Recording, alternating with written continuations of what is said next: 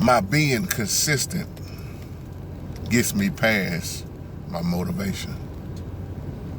My being consistent gets me past my motivation.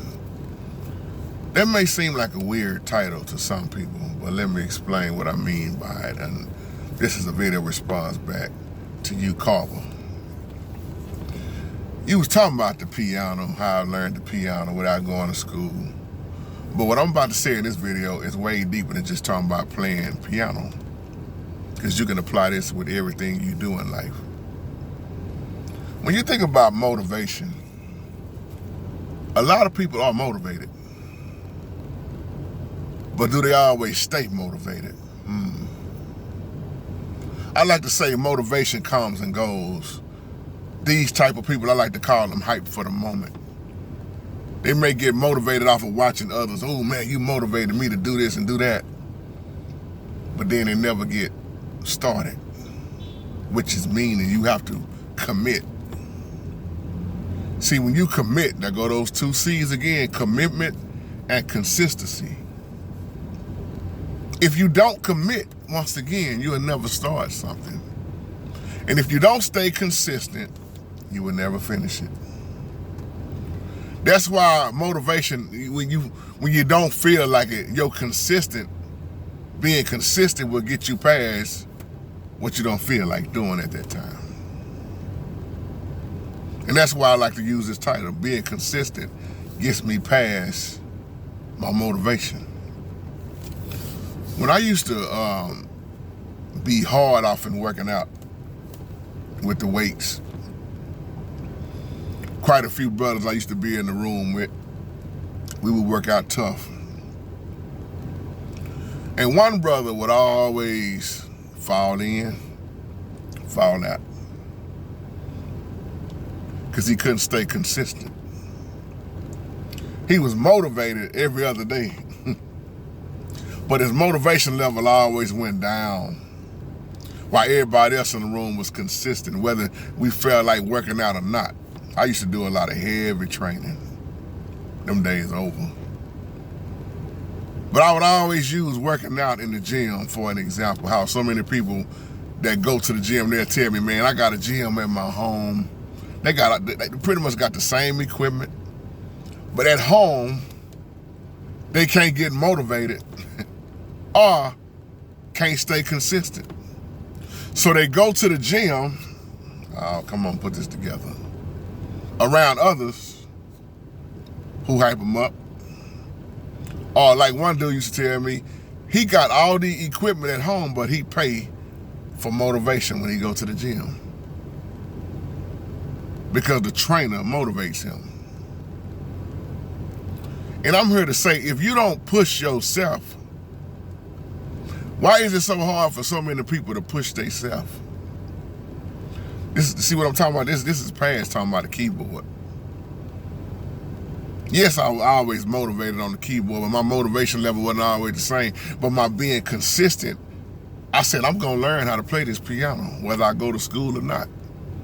I don't care how long it takes. I don't care how many tears I gotta shed. I don't care how long I gotta stay up. I don't care through how books and pages of what I gotta read. I was determined. And when you put your determined with your consistency, with a little bit of your motivation, you're gonna keep moving. But I'm just speaking for myself. I've learned in this life, you got people that just talk that talk, but then you got people that walk that walk. And while so many other people are just talking the talk, others are walking and getting it done. And then you got people that try to talk others into doing things for them because they don't want to do it by themselves or can't do it themselves.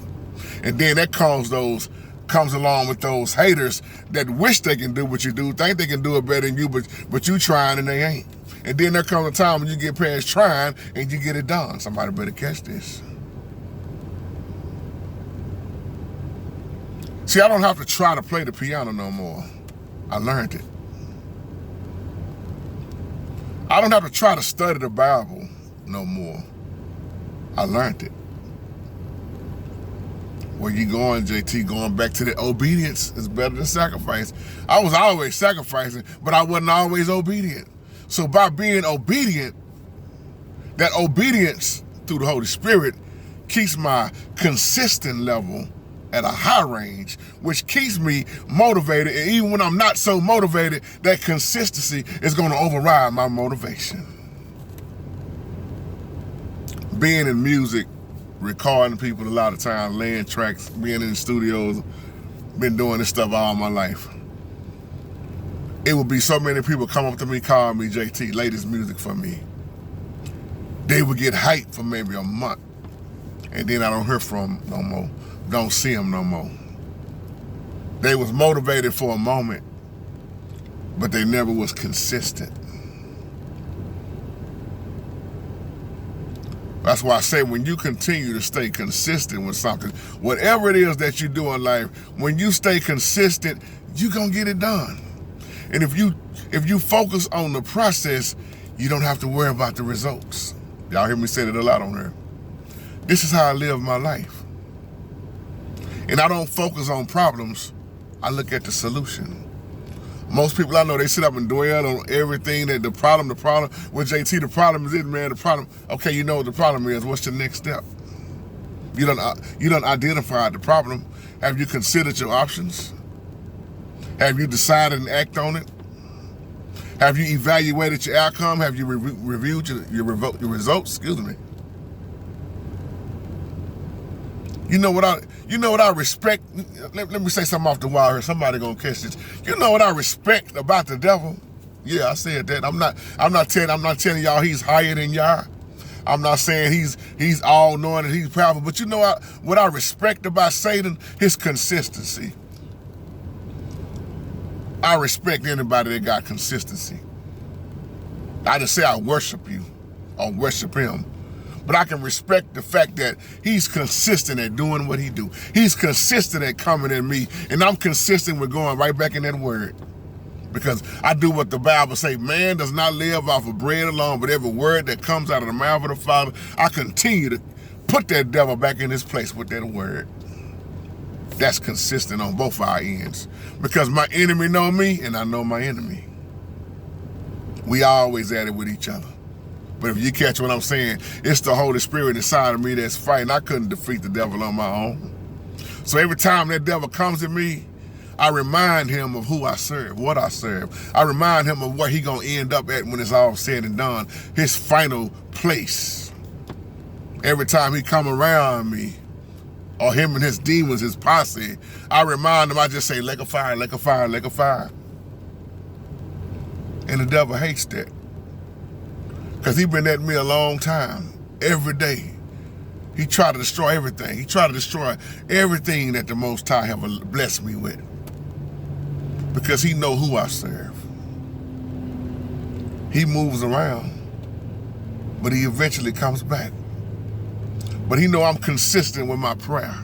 I'm consistent with my praise. I'm consistent with my worship. I'm consistent with being obedient. I'm consistent with putting on the whole armor of Yah.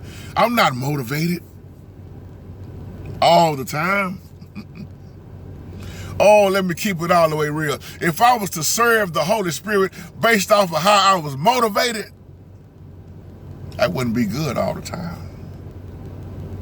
But once again, my being consistent, it gives me past how motivated I am.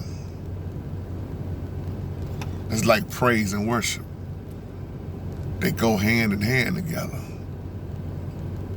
But my worship is for real. My praise is for real. But my worship is past my praise. Because worship is done with JT every day of the week. I know the difference between praise and worship. So you don't have to know how to play no instrument or sing when it comes to worship. When it comes to my praise, my prayer, my pressing on, that's why I understand ACTS, A-C-T-S, when I pray. Adoration for that A. Y'all know the rest. Confession with that C. Thanksgiving with that T. Supplication with that S. ACTS. Adoration. Confession. Thanksgiving. Supplication. Which means make my request known. I'm always making my request known to the Most High. Now, whether he say yes, no, or not yet, that's the Most High decision. And I've learned in my life, whatever he tells me, I'm okay with it. I hope and pray this is helping somebody on this beautiful, blessed day that the Most High has made, and I'm just going to rejoice and be glad in it. Are you motivated more, or are you consistent more? If you understand what I'm saying in this video, give me a thumbs up. Commit. Consistent. A lot of people I know, they motivated often. They motivated off and on once again. I'll give you an example before I close out. From years and years of growing up and being in church all my life, except for the probably 2 or 3 years I took off, dealing with choirs, praise teams, you always run into people, somebody gonna get mad at this and I don't care, shoe fit, word. You always deal with people in the choir who will not commit. A lot of people in these church buildings want to be a part of something, or they want to be in leadership, they want to run this and run that, but they don't want to be committed. They late, they unorganized, but they want to be in position. But they wouldn't dare do their job where they work at the same way they do church. What they call God business. Let them tell it.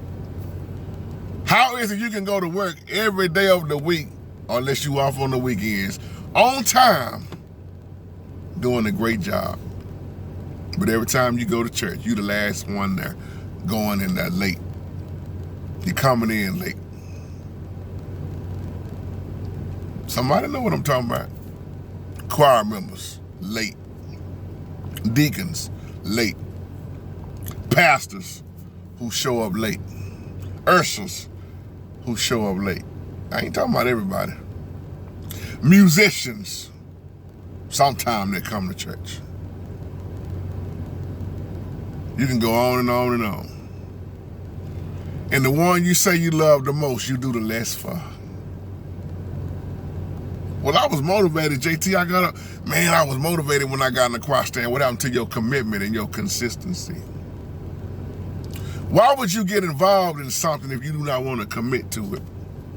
I want to be a Sunday school teacher. I want to be over the kids. I want to do the youth. I want to do this. You don't even want to commit. So why did you even go out to the job? Well, JT, I started out with good intentions. Y'all don't want to hear your excuses. Well, I know I'm stepping on toes. You got so many people in ministry. Of course, I'm not talking about everybody. A lot of people hate when I talk because it's just going to come out the way it need to come out. But you got so many people in ministry who do not need to be a part of ministry. Even for a pastor. That's why the good book says, if you do not have your own home in order, why in the hell are you trying to run a church and be in the pulpit? You can't even take care of your own home. Your house is out of order. Children out of order. Marriage is on the blink. But you're trying to, well, I'm the pastor. Or you want to be the deacon, and I'm the head deacon, I've been the deacon, or I've been the trustee for 25, going on 28 years, brother. Man, I don't care about all that. Have you been right to the Most High? So yeah, a lot of people are motivated, but motivation comes and goes. Let me give you another one before I close out. We all done heard this one before. Oh, my New Year's resolution. This year I'm gonna lose weight. This year I'm gonna stop smoking. This year, man, I'm gonna be a better parent. I'm gonna be a better uncle. I'm gonna be a better nephew. I'm gonna do better. I'm gonna quit doing this. I'm gonna quit hanging around folk. You may be motivated at first. Do good that first month. I'm gonna start working out more. Then next thing you know, motivation is going down. Commitment. Some of us know we ain't never got committed. So we never got started. It just sounded good when we said it. But when your consistency is not there, when your commitment not there, and your motivation is not there, you don't have nothing at all.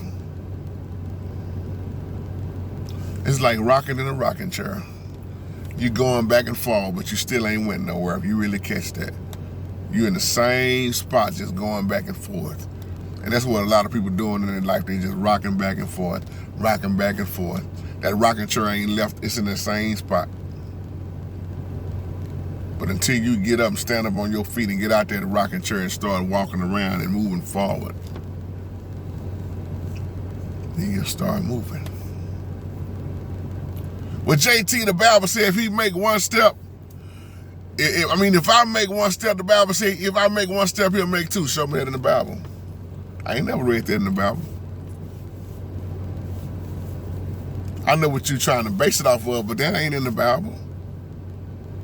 I searched it real close. I just know if I make one step, he'll make two. I heard him say, you plan and I'll order your steps. We better catch this. You plan and he order. And ordering your steps, your plan might not line up with the steps he ordering for you, and that's why it's not working. It have to be in his will, his way, Yahweh, not your way, not JT way. That's why a lot of people get mad when things don't happen. Teach Holy Spirit. Somebody told me yesterday, as I close for real this time, y'all tell me what y'all think about me with this, because y'all didn't know me. Somebody told me yesterday in the email that I'm not passionate enough with people. I'm not patient enough with people. I don't know where they get this from. I had to laugh at that, boy, because if I wasn't patient, ain't no way I'd be on here. Ain't no way I'd even be doing live chats, the hours and hours of live. But they say I'm not patient enough with others. I'm too hard. You need to lower your tone and be a little bit softer. You're scaring folks away. I said, so my response back was, really? He said, yeah. I said, well, how long have you been following along? He said, 5 years, JT. I've been looking at you for 5 years. I said, well, what keep you coming in these 5 years? If I'm this bad and this, I'm not compassionate enough, why are you still here? He said, I'm still trying to ask myself that same question. He said, you got something that draw people, but I think you running more people off than drawing. I said, well, why are you still here? If I'm that bad and I'm running people off, why haven't I ran you off? But of course, he was talking about playing the piano. Y'all always see my point when I say people will still hang around you to benefit off of you, and once they find that they can't benefit off you, they move around. He was a piano player.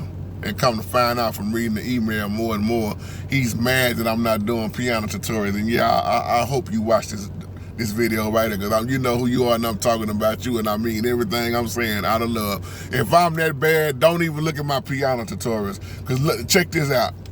I ain't never took them down. And I still leave every piano tutorial up for free, like I have been doing since 05. All those videos are still for free for people to benefit off of, whether they like old JT or not. You still learning. Now, what does this say about you?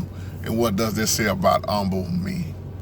I could be doing the food and just snatch all those videos down to the ones that still hate that I'm not doing piano tutorials. But what do? I leave it up for the ones that I know who truly appreciate it and love it and learning and growing, and now they're able to go help somebody else. So I have to really pray about a lot of things that I do, because if it was up to me being caught in my flesh and my feelings, I probably would have took every piano tutorial down years ago off of the type of emails I got that y'all would never see. But that just show you once again, and I'm not bragging, I'm not trying to sound arrogant, but this is the type of heart that I have, the type of man that I am. Regardless of how people feel, whether it's the word or the keyboard, I'm gonna stay the same. And it's just easy as this. If you don't like it, there's a mouse that you got on your computer or on your phone, and there's a button you can hit called next. Or you can just, when you see this bald head, dude, brother, you ain't got to click on my video. And I guarantee you, I'm not gonna lose not 1 ounce of sleep of you unsubscribing and moving on because you caught in your feelings. Now you can take that to the bank. And with that being said, love y'all and have a wonderful, blessed day. Shalom.